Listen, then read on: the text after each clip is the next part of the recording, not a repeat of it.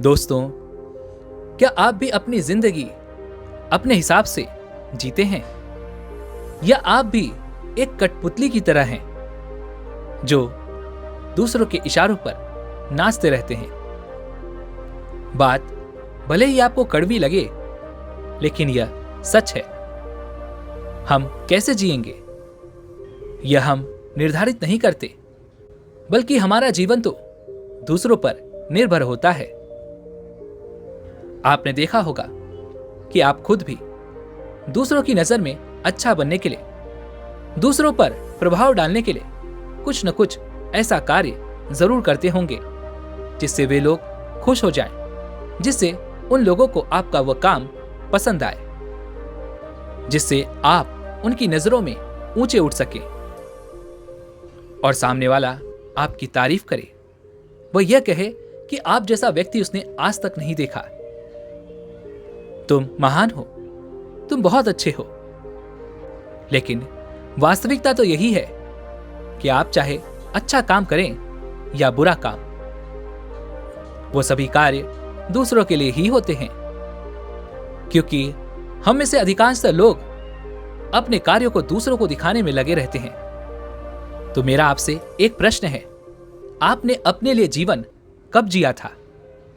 अधिकांशतः लोगों का जवाब होगा, हमने अपने लिए अपना जीवन अब तक नहीं जिया, क्योंकि हम में से हर कोई अपने कार्य केवल दूसरों को दिखाने के लिए करते हैं। और यही कारण है कि हम में से हर कोई अपूर्णता ही मर जाता है।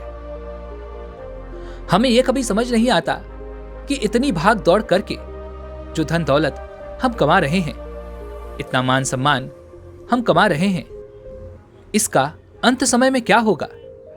अंत में हमारे पास कुछ नहीं रहने वाला। हम एक भिखारी की तरह अपने अंतिम समय को प्राप्त करेंगे। हम अपने जीवन के सम्राट हैं और हमें कोई दुनिया नहीं जीतनी है, बल्कि हमें तो अपना जीवन जीना है, सिर्फ अपने आप को जीतना है।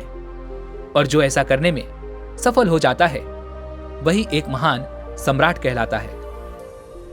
लेकिन हम में से अधिकांशतः लोगों का जीवन केवल इस बात पर अटका होता है कि यदि मैंने ये किया, यदि मैंने वो किया, तो लोग क्या कहेंगे, मेरे बारे में न जाने कैसी कैसी बातें करेंगे। क्योंकि आप अपने से ज्यादा उनके बारे में सोचते हैं। आप अपनी नजरों से ज्यादा उनकी नजरों में ऊंचा उठना चाहते हैं। आप उनकी नजरों में बेहतर होना चाहते हैं। लेकिन वास्तविकता तो यही है, आप चाहे कितनी भी कोशिश कर लें, कितना भी बेहतर बन जाएं, लेकिन लोगों का काम कहना ही है। वह कुछ न कुछ तो कहेंगे ही। महात्मा बुद्ध जैसे महान व्यक्तित्व को भी लोगों ने कुछ न कुछ भला बुरा अपशब्द कहे ही थे।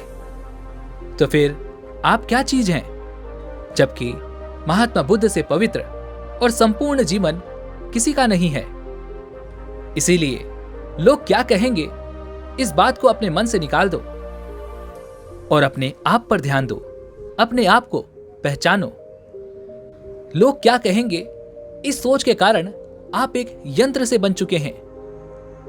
हम भी उसी भीड़ का हिस्सा होते जा रहे हैं जिसमें लोग रहना पसंद करते हैं और यह मानने लगे हैं कि भीड़ जो भी कर रही है, जो भी कह रही है, वो सब सच है, सही है।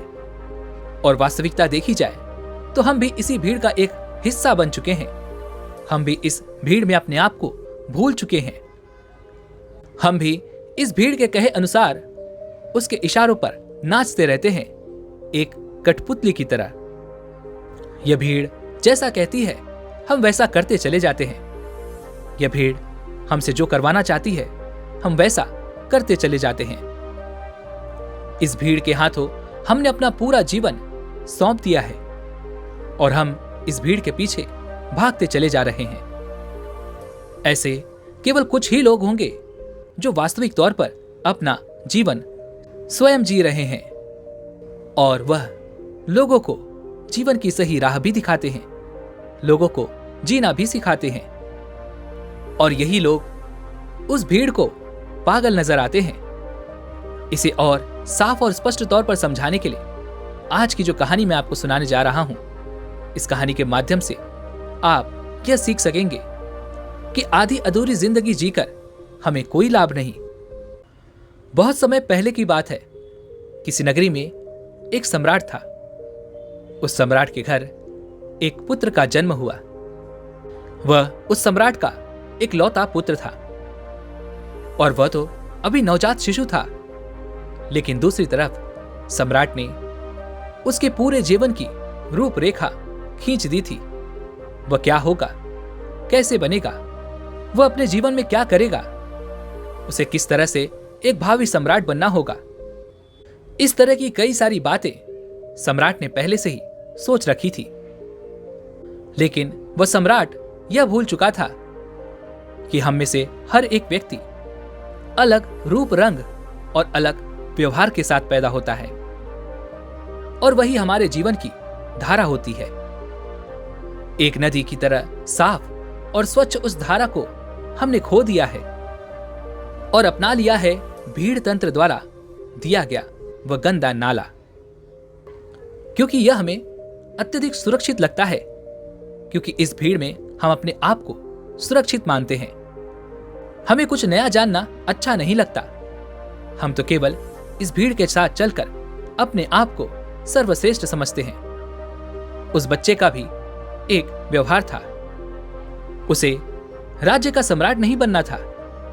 उस बच्चे का मन तो बहुत नाजुक था। वह जल्द ही करुणा से भर जाता था। हिंसा से उसे आनंद नहीं आता था। उसे तो नृत्य करना और चित्र बनाना अत्यधिक पसंद था। यही उसकी जीवन धारा थी। यदि वह उस पर चलता तो संपूर्णता को प्राप्त करता।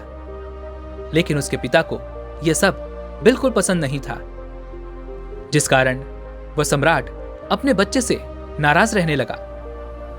उसने हर वह जतन कर दिया जिससे उसका बच्चा सम्राट बनने के लिए आगे बढ़ सके, उसमें सम्राट के सर्वश्रेष्ठ गुण आ सके।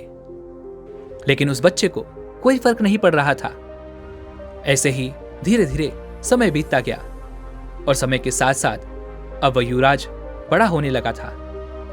लेकिन आपने अपने आसपास यह तो जरूर देखा होगा कि बच्चे तो अपने में ही मग्न रहते हैं। उनके आसपास इस दुनिया में क्या हो रहा है उन्हें उस चीज से कोई मतलब नहीं होता।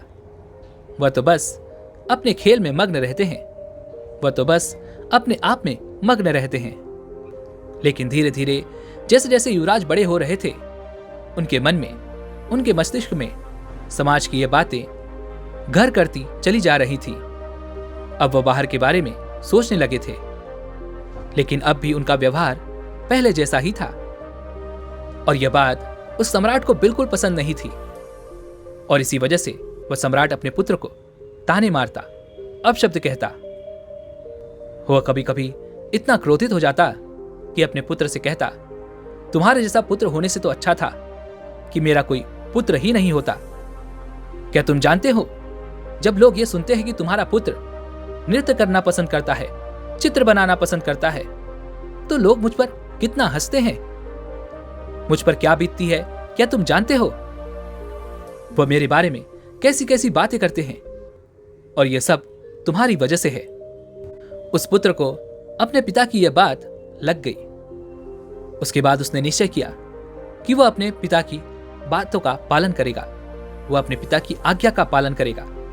उसके पिता जैसा उसे बनाना चाहते हैं वह वैसा बनकर रहेगा। एक बार जब उसके पिता खुश हो जाएंगे तो वह वापस अपने साधारण जीवन को जीने लगेगा। उसने अथक प्रयास किए, निरंतर अभ्यास किया और आखिरकार वह एक ऐसा योद्धा बन गया जिसे हराना नामुमकिन था। उसने कई ऐसी लड़ाइयां लड़ी जिन्हें जीतना नामुमकिन था, लेकिन वह अपने पराक्रम के दम पर विजयी हुआ। और जब भी वह विजयी होकर वापस अपने महल लौटता तो उसे यही लगता कि अब तो उसके पिता उससे अत्यधिक प्रसन्न हो जाएंगे। लेकिन हर बार जब वह विजयी होकर घर लौटता तो उसके पिता उससे केवल एक ही बात कहते, बेटा तुम्हें तो अभी और सीखना है। अभी तुम पूर्ण रूप से एक योद्धा नहीं बने हो। और इसी वजह से वह अपने पिता की नजरों में पूरा होने के लिए दिन रात मेहनत करता, अपनी पूरी ताकत लगा देता। लेकिन ऐसा समय कभी नहीं आया और धीरे धीरे वह पुत्र अपने आप को भुला चुका था कि वह क्या है और वह क्या करना चाहता है। धीरे धीरे उसके अंदर की करुणा क्रूरता बन चुकी थी। दोस्तों, हमारे साथ भी हमारे जीवन में कुछ ऐसा ही होता है। लोगों की परवाह करते करते, जिम्मेदारियां निभाते निभाते हम अपने आप को ही भूल जाते हैं और एक ऐसी जिंदगी को अपना लेते हैं जो हमारी है ही नहीं। लेकिन सबसे खुशकिस्मत तो वो लोग होते हैं जो सही मायने में अपना जीवन जीते हैं। वह वही करते हैं जो वो करना चाहते हैं। एक दिन की बात है, वह युवराज अपने राज्य में भ्रमण कर रहा था कि तभी उसकी नजर एक युवती पर पड़ी और वह युवती अत्यधिक सुंदर थी, जिसके प्रति युवराज आकर्षित होते चले जा रहे थे। उस युवती को देखकर युवराज के मन में प्रेम उमड़ने लगा। उन्होंने उस युवती को अपने राजमहल बुलाया और उस युवती के सामने उन्होंने तरह तरह के हीरे जवाहरात के ढेर लगा दिए और फिर उस युवती से कहते हैं, मैं तुमसे प्रेम करता हूं और मैं तुमसे विवाह करना चाहता हूं। ये जो कुछ भी तुम देख रही हो, ये सब तुम्हारा है। बस मेरे विवाह के प्रस्ताव को स्वीकार कर लो।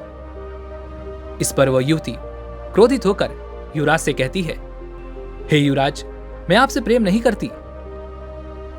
भला यह कंकड़ पत्थर लेकर मैं क्या करूंगी?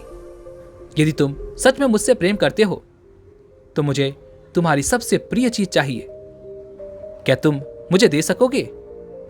इस पर वह युवराज कहता है, सुंदरी, जो कुछ तुम चाहो वो मैं तुम्हें देने के लिए तैयार हूं। इस पर वह युवती कहती है, हे युवराज, मुझे आपका ये राजमहल, ये राजपाट, ये शानो शौकत नहीं चाहिए। मैं तो एक साधारण सी युवती हूं और मैं आपसे भी यही चाहती हूं। क्या आप मेरे साथ एक साधारण युवक बनकर जीवन व्यतीत कर पाएंगे? क्या मेरे साथ एक साधारण युवक बनकर चल सकेंगे? अपना यह राजपाट, ये शानो शौकत क्या आप छोड़ सकेंगे?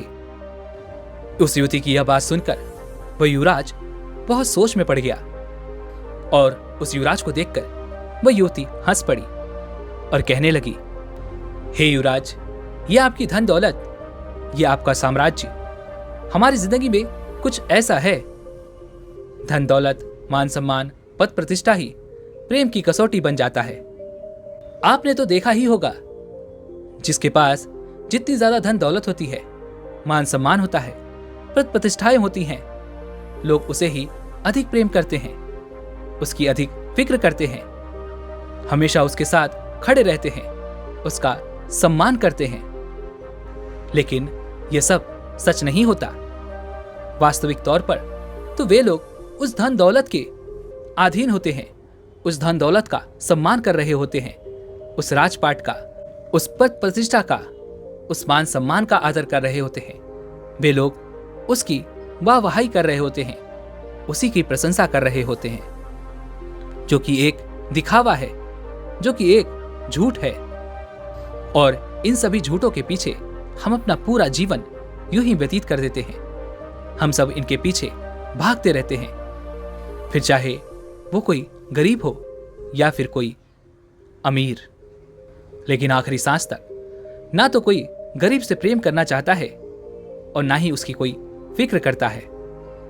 लेकिन यदि आप किसी को धन दौलत, मान सम्मान, पद प्रतिष्ठा दिखाएंगे तो वो अवश्य ही आपकी झूठी तारीफ करेगा और वह आपका झूठा सम्मान भी करने के लिए तैयार रहेगा। वो आपसे केवल इसलिए जुड़ा रहेगा क्योंकि उसे वे सारी चीजें पसंद है, ना कि आप। उस युवती की ये सारी बातें सुनकर युवराज एक बार फिर से कुछ देर के लिए सोच विचार करने लगते हैं और कुछ देर बाद वह उस युवती से कहते हैं, मैं तुम्हारे साथ चलने के लिए तैयार हूं। जैसा तुम चाहती हो, मैं एक साधारण जीवन जीने के लिए तैयार हूं। बस मैं अपने माता पिता को इसकी सूचना देना चाहता हूं, अपने माता पिता से आज्ञा लेना चाहता हूं। जैसे ही सम्राट को यह पता चला कि युवराज यह राज्य छोड़कर जा रहे हैं, और वह भी एक साधारण सी लड़की के लिए। उसने तुरंत ही अपने सैनिकों को आदेश दिया कि उस लड़की और युवराज को बंदी बनाकर राज दरबार में पेश किया जाए। सैनिकों ने बिल्कुल ऐसा ही किया। उन्होंने उस लड़की और युवराज को बंदी बनाकर राज दरबार में पेश किया। उधर दूसरी तरफ उस सम्राट ने उस लड़की को जासूसी के आरोप में मृत्यु दंड दे दिया। वह राजा यह भूल चुका था कि जब हमारे हाथों में शक्ति होती है, हमारे हाथों में ताकत होती है, तो हम न्याय और अन्याय के बीच का फर्क भूल जाते हैं। हमें तो केवल बस यही लगता है कि हम जो कुछ कर रहे हैं वही सही है। हम अपने आप को सर्वशक्तिमान समझने लगते हैं। इस मृत्यु दंड के बारे में सुनने के बाद वह लड़की राजा से कहती है, हे राजन, इसमें मेरा क्या दोष है? इसमें मैंने क्या किया है? आपके ही पुत्र युवराज ने मुझे यहां पर आने का अनुग्रह किया था और मैं उनकी ही विनती पर यहां आई थी। इसलिए मुझे मृत्यु दंड देने का आपको कोई अधिकार नहीं है। उधर दूसरी तरफ युवराज भी अपने पिता को समझाने का हर मुमकिन प्रयास करते हैं, लेकिन उसके पिता मानने को तैयार नहीं थे। उसने अपने पिता से कहा, पिताजी, यदि आप इस लड़की को छोड़ देंगे तो आप जैसा कहेंगे मैं वैसा ही करूंगा। यह बात सुनकर वह सम्राट अत्यधिक प्रसन्न हुआ और उस सम्राट ने उस लड़की को जाने दिया। उसके बाद उस सम्राट ने अपने राजकुमार का विवाह राजकुमारी के साथ किया। वह राजकुमारी बहुत ही महत्वाकांक्षी थी। वह जल्द से जल्द महारानी बनना चाहती थी और इसके लिए उनके पिता का मरना जरूरी था, अर्थात युवराज के पिता का मृत्यु को प्राप्त करना आवश्यक था। और ऐसी स्थिति में जब पति पत्नी के प्रेम के बीच में महत्वाकांक्षाएं उत्पन्न हो जाएं और प्रेम की जगह ले लें, तब उनके जीवन में केवल दुख ही दुख होता है। और यदि हम आज के समय की बात करें तो आज के समय पर पति और पत्नी दोनों ही महत्वाकांक्षी होते हैं, जिस कारण उनके जीवन में प्रेम के लिए कोई जगह नहीं बचती। और जिसे वह प्रेम समझते हैं वह तो वास्तविक तौर पर उनका लालच होता है, उनका स्वार्थ होता है। आगे वह राजकुमारी राजकुमार से कहती है कि अब आपके पिता बूढ़े हो चुके हैं, अब आपको ही इस राज्यभार को संभालना चाहिए। अब वह इतने बूढ़े हो चुके हैं कि उनसे यह राजपाट नहीं संभलता, वह उसे ठीक से नहीं चला पा रहे हैं और वह अब उसके काबिल भी नहीं है। और बुढ़ापे में अक्सर ऐसा ही होता है, हम किसी भी कार्य को ठीक ढंग से नहीं कर पाते, हमारे लिए हर कार्य बोझ बन जाता है। राजकुमारी की यह बात सुनकर राजकुमार भी राजकुमारी की बातों से सहमत हो जाता है। राजकुमार को तो यह पता ही नहीं था कि मन ही मन वह अपने पिता से नाराज है और मन ही मन वह अपने पिता के खिलाफ क्रोध को पाल रहा है। वह तुरंत ही अपने पिता के पास गया। उसने सम्राट से कहा, पिताजी, अब आप बूढ़े हो चुके हो और आपको अब आराम करना चाहिए। आप मुझे सम्राट घोषित कर दो, अब से मैं इस राज्यभार को संभालूंगा। इस पर वह सम्राट युवराज से कहता है, बेटा, तुम अभी इस काबिल नहीं हुए हो कि मैं तुम्हें यह पूरा राज्यभार सौंप दूं। तुम जिस दिन इसके काबिल हो जाओगे, मैं तुम्हें स्वयं ही इस राज्य का सम्राट घोषित कर दूंगा। ऐसे ही काफी समय बीत चुका था। धीरे धीरे उस राज्य में सब कुछ बदलता जा रहा था और इधर राजकुमार मन ही मन अपने पिता के खिलाफ षड्यंत्र कर रहा था। उसके मन में जो क्रोध पल रहा था वह अब एक चिंगारी से आग का रूप ले चुका था। वह मन ही मन अपने पिता का दुश्मन बन चुका था। इधर राजकुमारी ने राजकुमार के पिता को रास्ते से हटाने का एक उपाय बनाया। उस समय पड़ोसी राज्य के राजा ने इस राज्य पर आक्रमण किया था और इसी युद्ध के दौरान वह राजकुमारी चाहती थी कि सम्राट मृत्यु को प्राप्त हो जाए। इस युद्ध के दौरान राजकुमारी ने कुछ ऐसा उपाय किया था कि जब वह अकेले पड़ जाएं तो पीछे से उस पर वार किया जाए। लेकिन युद्ध के दौरान ठीक इसका उल्टा हो गया। सम्राट की जगह पर वो युवराज दुश्मनों के बीच फंस गया था। और जब सम्राट ने यह देखा तो वह अपने पुत्र को बचाने के लिए घोड़ी पर सवार वो पुत्र की ओर आगे बढ़े। इस दौरान युवराज ने सोचा, यही सबसे सही मौका है, मैं अपने पिता के पीछे वार कर देता हूं और पूरा राज्य फिर मेरा होगा। जैसे ही युवराज यह सोच रहा था तभी पीछे से एक दुश्मन ने युवराज पर वार किया, लेकिन तभी सम्राट ने उस वार को अपनी छाती पर ले लिया। वह तलवार सम्राट के सीने को चीरती हुई आर पार हो गई और सम्राट जमीन पर गिर गया।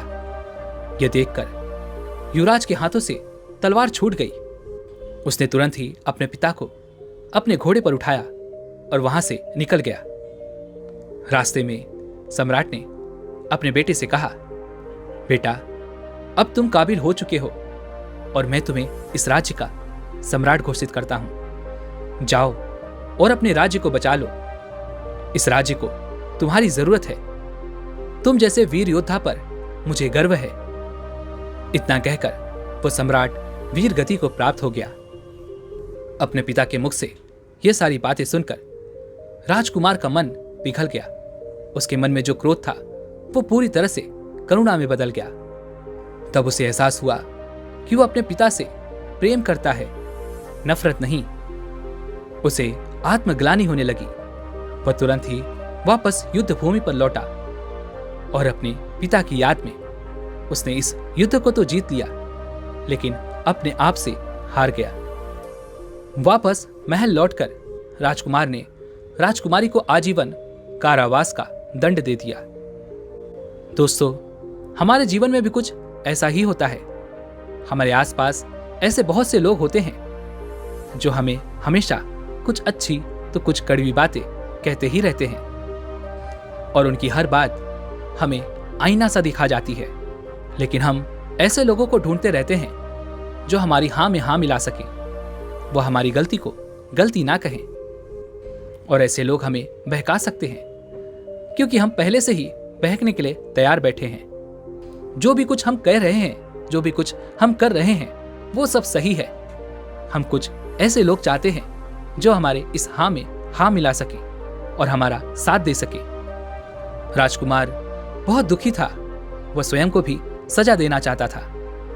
वह इस राज्य का सम्राट बनकर अब खुश नहीं था, ना ही उसके मन में कोई इच्छा रह गई थी।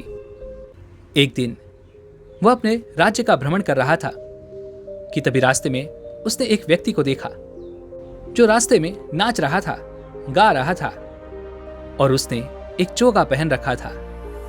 यह देखकर युवराज उस व्यक्ति के पास गया और उस व्यक्ति से कहने लगा, आप कौन हैं? इस पर वह व्यक्ति कहता है, मैं कौन हूं? यही तो मैं जानना चाहता हूं। मुझे नहीं पता कि मैं कौन हूं। क्या मैं तुम्हें जानता हूं? तुम कौन हो? इस पर वह युवराज कहता है, मैं इस राज्य का सम्राट हूं। इस पर वह व्यक्ति कहता है, मुझे भी ऐसा ही लगता था कि मैं इस राज्य का सम्राट हूं, लेकिन बाद में पता चला कि मुझसे बड़ा भिखारी तो और कोई नहीं है। इस पर वह युवराज कहता है, आप समझ नहीं रहे, मैं वास्तविक तौर पर इस राज्य का सम्राट ही हूं। इस पर वह व्यक्ति कहता है, हां हां, मैं जानता हूं कि इस राज्य के सम्राट तुम हो, लेकिन कभी इस राज्य का सम्राट मैं भी था और मैंने ही अपने हाथों तुम्हारे पिता को यह राज्य सौंपा था और तुम्हारे पिता मेरे सेनापति हुआ करते थे और तुम्हें और तुम्हारे पिता को यह तक नहीं पता होगा कि जिस लड़की के लिए तुमने अपना घर बार छोड़ना चाहा था, जिस लड़की को तुम्हारे पिता ने मृत्यु दंड देना चाहा था, वह पुत्री मेरी ही है। यह सुन वह युवराज उस व्यक्ति के चरणों में गिर पड़ा और कहने लगा, मैंने अपने पिता से आपके बारे में बहुत कुछ सुना है। अब आप ही मुझे बताइए कि मैं आगे क्या करूं। मुझे अब इस राज्य में कोई दिलचस्पी नहीं है और ना ही मैं कोई सम्राट बनना चाहता हूं। इस पर वह व्यक्ति उस सम्राट के हाथों को पकड़ लेता है और उसे एक ऐसी जगह ले जाता है जहां पर एक विशाल वृक्ष था। उस वृक्ष की ओर इशारा करते हुए वह सम्राट से कहता है, उस वृक्ष को देखो, इस वृक्ष की तरह सम्राट बनो। इस वृक्ष पर कई तरह के प्राणी वास करते हैं, लेकिन यह वृक्ष कभी उन्हें हटाता नहीं है, बल्कि उनका ख्याल रखता है, उनका ध्यान रखता है, सबकी रक्षा करता है और सबको भोजन भी देता है। और तो और यह वृक्ष हम जैसे पापी इंसानों को भी अपनी छांव में छाया अवश्य देता है। और इतना सब कुछ करने के बाद भी इसे रत्ती भर भी अहंकार नहीं है। यही इस राज्य का असली सम्राट है। लोगों को धोखा देना, लोगों को मारना, युद्ध की नीतियां बनाना, खून बहाना, लोगों की जान लेना, यह सम्राट का असली कार्य नहीं है। जाओ, वापस लौट जाओ अपने महल में और लोगों की सेवा करो, उनकी रक्षा करो, जैसे यह वृक्ष करता है। तब तुम सही मायने में एक असली सम्राट बन पाओगे। केवल लोगों को दिखाने के लिए नहीं, अपने आप को पहचानो, अपनी खुशी को पहचानो, जिसमें तुम्हें खुशी मिलती है वह कार्य करो। हम सब तो भटक चुके हैं और इस काल्पनिक दुनिया में यूं ही भटकते चले जा रहे हैं, जहां हर कोई हर किसी को बांधना चाहता है, अपने कब्जे में रखना चाहता है, अपने नीचे रखना चाहता है। जब तुम ध्यान से अपने आप को देखोगे, अपने आप को समझोगे, तब तुम्हें यह एहसास होगा कि हमारे विचार हमारे है ही नहीं, हमारी सोच हमारी है ही नहीं। हम जिस धर्म में पैदा होते हैं, हम तो उस धर्म के बन जाते हैं। क्या तुमने कभी यह सोचा है कि ऐसा क्यों है और ऐसा कौन है जो हमें इस तरह से बना रहा है? वास्तविक तौर पर यदि भीतर से देखा जाए तो हम सब एक ही हैं। एक काल्पनिक समाज में जी रहे हैं और एक काल्पनिक व्यवस्था को लागू कर रहे हैं, जो हमें यह बताती है कि हम किस धर्म के हैं, किस जाति के हैं, और हमें अपने धर्म के लोगों के साथ, अपनी जाति के लोगों के साथ किस तरह से व्यवहार करना चाहिए। लेकिन वास्तविकता तो यही है कि किसी भी ईश्वर ने किसी भी धर्म या किसी भी जाति को नहीं बनाया है। यह तो हमारी बनाई हुई है और हम लोगों को दिखाना चाहते हैं। हम तो दिखावे की जिंदगी जी रहे हैं। इसी कारणवश हमें भीड़ अच्छी लगती है और हम भीड़ में अपने आप को सुरक्षित मानते हैं। जो भीड़ कहती है वह हमें सही लगता है। जैसा भीड़ कहती है हम वैसा करते चले जाते हैं। लेकिन जो व्यक्ति भीड़ की बातों को नकार देता है, जो व्यक्ति भीड़ की हाँ में हाँ नहीं मिलाता, वह अकेला हो जाता है। और जो व्यक्ति स्वयं को जानने निकलता है, उससे भी लोग यही सवाल करते हैं कि तुम किस धर्म के हो, किस जाति से हो। और यदि इस सवाल पर वह व्यक्ति हंस दे तो लोग उसे मूर्ख समझते हैं, पागल समझते हैं, क्योंकि भीड़ अपनों को ही अपना समझती है। जो उनसे अलग हो जाते हैं वे तो उनके दुश्मन होते हैं। उस राजकुमार को उस व्यक्ति की सारी बातें अच्छी तरह समझ में आ चुकी थी। उसने उन व्यक्ति को प्रणाम किया और वापस अपने राजमहल लौट आया। और जब वह वापस आया तो उसके मन में करुणा थी, प्रेम था, और उसके मन में जीवन को एक सही ढंग से जीने का एक नया मार्ग था। उसे यह समझ में आ चुका था कि उसे अब क्या करना है और क्यों करना है, वह कौन है। उसे इन सभी सवालों के जवाब मिल चुके थे। पर क्या आप समझ पाए हैं? आप मुझे कमेंट में जरूर बताइएगा। इसी के साथ में उम्मीद है आप सभी को आज की ये वीडियो जरूर पसंद आई होगी। तो लाइक और शेयर करने के साथ चैनल को सब्सक्राइब और घंटी बटन को जरूर दबा दीजिएगा। चलिए मिलते हैं ऐसे एक और वीडियो में। तब तक के लिए अपना ख्याल रखें। धन्यवाद।